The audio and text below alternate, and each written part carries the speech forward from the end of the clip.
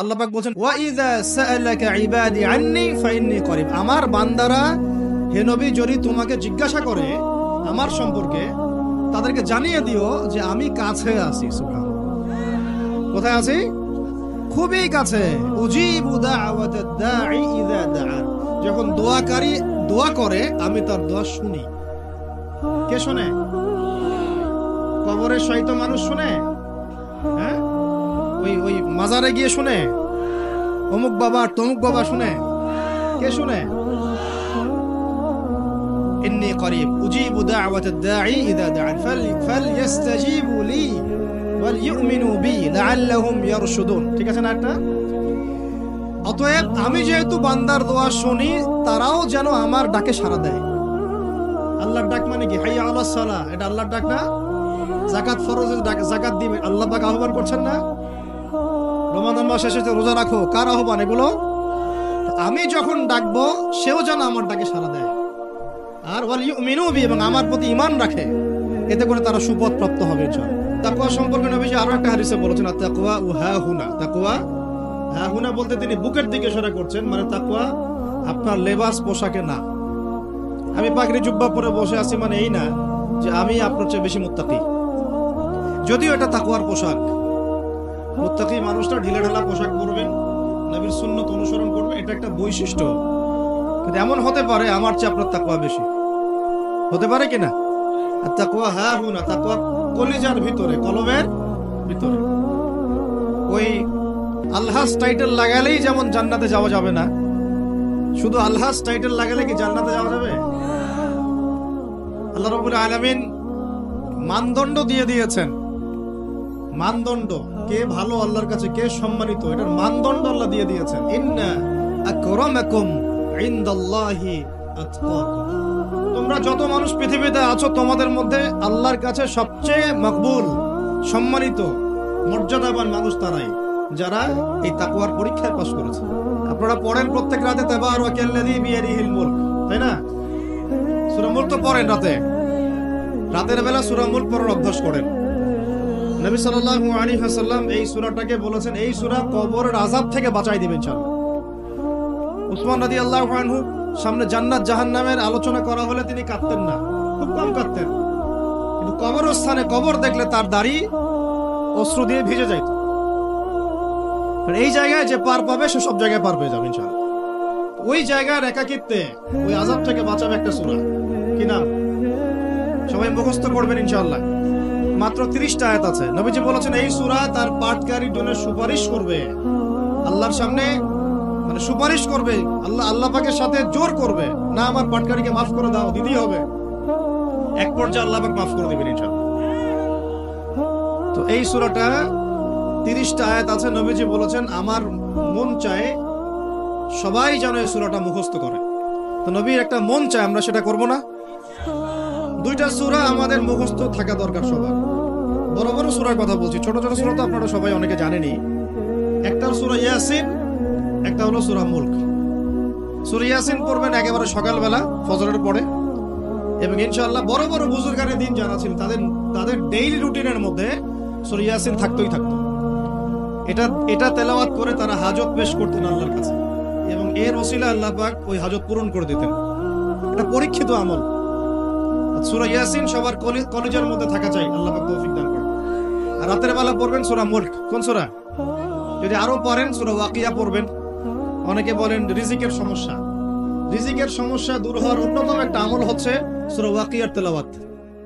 রাতের বেলা কোন সূরা? ইযা ওয়াকাআতিল ওয়াকিআ লাইসা লিওয়াকাআতিহা কাযিবা, এই সূরাটা তেলাওয়াত করবেন রাতের বেলা।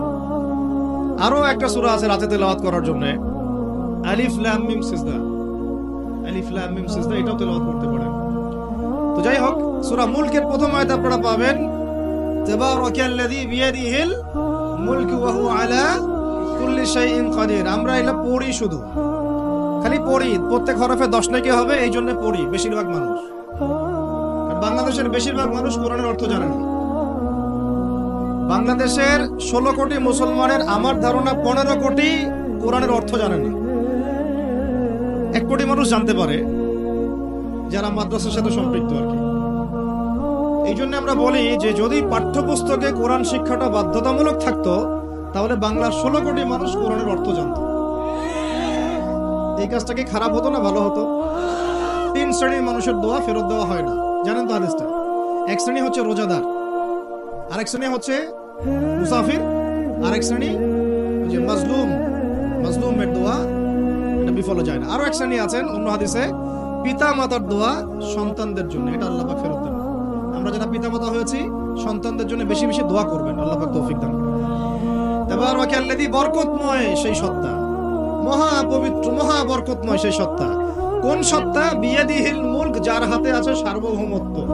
মুলক মানে কি?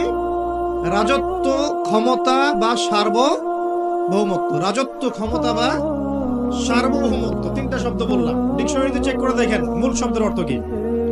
আবার বলতেছে তাবারাকাল্লাযী, বরকতময় সেই সত্তা মানে কে? মহাবিশ্বের একমাত্র স্রষ্টা আল্লাহ রাব্বুল আলামিন। তিনি বরকতময়, বিয়াদিহিল মুলক, যার হাতে কি আছে? রাজত্ব অথবা ক্ষমতা অথবা সার্বভৌমত্ব, বা ইংরেজি দিয়ে বললে আমরা বলি সভরেন্টি। কি বলি?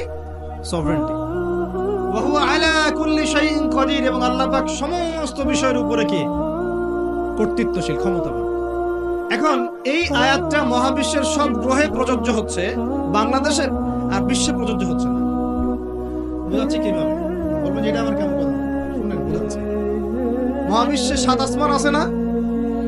এটা তো জানেন 7টা আসমান আছে।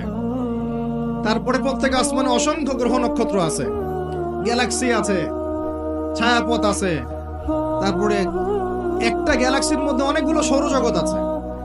ওই একটা গ্যালাক্সির অসংখ্য সৌরজগতের কোন একটা সৌরজগতের বাসিন্দা হচ্ছে আমরা। ওই সৌরজগতের মধ্যে এই যে আমাদের 10টা 12টা গ্রহ আছে, সেই গ্রহের কোন একটা গ্রহের কোন একটা দেশের কোন একটা কি জেলার কোন একটা শহরের কোন একটা মাঠে বসে আপনি এখন এই বয়ান শুনতেছেন। কথা বুঝতে পারতেছেন? আর পুরো মহাবিশ্ব 7 আসমানে নবী সাল্লাল্লাহু আলাইহি ওয়াসাল্লাম বলছেন মেরাজের রাতে আমি দেখেছি একটা বিঘত, এতটুকু বিঘত মানে 1 টক্কর জায়গা ফাঁকা নাই যেখানে আল্লাহর কোনো ফেরেশতা দাঁড়িয়ে বসে বা সেজদারত অবস্থায় আল্লাহর ইবাদত করতেছে না। তাহলে পুরো মহাবিশ্বে কার রাজত্ব চলতেছে? আর এই পৃথিবীর দিকে তাকান, আমরা বললাম তাবারাকাল্লাযী বিয়াদিহিল মুলক, আল্লাহর হচ্ছে সার্বভৌমত্ব, ক্ষমতা কার? আল্লাহর। কিন্তু এখন জমিনের দিকে আপনি তাকান, এই বিশ্বের সার্বভৌমত্ব চলতেছে জাতিসংঘের। কার? এই বিশ্বের রাজনৈতিক মোড়ল জাতিসংঘ। আপনি ইসলামিক বিধানের কথা যতই বলেন তারা মানবে না, সোজা কথা। আপনি যদি বলেন কোরআন এবং হাদিস এবং সর্বশেষ নবী মুহাম্মদ সাল্লাল্লাহু আলাইহি ওয়াসাল্লাম আমাদেরকে এইগুলো দিয়ে গেছেন, আল্লাহ পাক এইগুলো নাজিল করছেন, আসেন এগুলোর আলোকে বিশ্ব গড়ি, ওরা মানবে না। বরং ওরা আপনার উপর যুদ্ধ ঘোষণা করবে। কি করবে? এ হচ্ছে এই বিশ্বের সবচেয়ে বড় তাগুত, সবচেয়ে বড় কাফের, সবচেয়ে বড় মুশরিক, সবচেয়ে বড় মুনাফিক। ও যদি বলে যে কোরআন বাদ দিতে হবে, আমার মাথায় যে বুঝ আসে ওই বুঝ অনুযায়ী চলবো, তাহলে সারা বিশ্ব বলবে হ্যাঁ এটাই ঠিক। নাউজুবিল্লাহ। অর্থনৈতিক মোড়ল সে যদি বলে আল্লাহ পাক কোরআনে সুদ হারাম করছেন, তো কি হয়েছে? আমাদের ব্যাংকিং সিস্টেম চলবে সুদের উপর, সারা বিশ্ব বলবে এই যে সামি'না ওয়া আতা'না, ইয়েস স্যার, শুনলাম মানলাম। এটা বুঝেন না? ও সারা বিশ্বকে যদি বলে ওদের ব্যাংকিং সিস্টেম, যে প্রত্যেকটা ব্যাংকিং সিস্টেম চলবে সুদ ভিত্তিক, আল্লাহ কোরআনে হারাম করুক আর হালাল করুক দেখার দরকারই নেই আমাদের। নাউজুবিল্লাহ। মানলে ইচ্ছা হলে মানেন, না ইচ্ছা হলে আমরা বোম মেরে উড়াই দেব। ইচ্ছা হলে মানেন, না হলে কি একেবারে দিব শেষ করার জন্য অনেক অস্ত্র আছে ওদের। যারা পলিটিক্যাল অ্যাফেয়ার্স ঘাটাঘাটি করেন তারা জানেন এদের 72টার মতো অস্ত্র আছে। যেই সুদ সম্পর্কে আল্লাহ পাক কোরআনে বলেছেন যদি সুদ না ছাড়ো তাহলে আল্লাহ এবং তার রাসূলের সাথে যুদ্ধের ঘোষণা শুনে না। কথা বোঝা যাচ্ছে না মনে হয়? আল্লাহ পাক কোরআনে বলছেন সুদ যদি না ছাড়ো, সুদ যদি তোমরা মুসলমানরা মুমিনরা না ছাড়ো, তাহলে আল্লাহর সাথে এবং রাসূলের সাথে যুদ্ধের ঘোষণা শুনে রাখো। সূরা বাকারা পড়েন। আল্লাহ পাক বলছেন ইয়া আইয়ুহাল্লাযীনা আমানু ইত্তাকুল্লাহ ওয়া যারু মা বাকিয়া মিনার রিবা ইন কুনতুম মুমিনিন ফাইন লাম তাফআলু ফাআযানু বিহারবিন মিনাল্লাহি ওয়া রাসূলিহি। তাহলে আল্লাহ পাক এখানে বলছেন হারাম, যদি খাও তাহলে আল্লাহর সাথে যুদ্ধ করতেছো, নবীর সাথে যুদ্ধ করতেছো। ওরা বইলা দিল এটা ফরজ। কি কি এটা? তুই মানলে মান, না মানলে যা।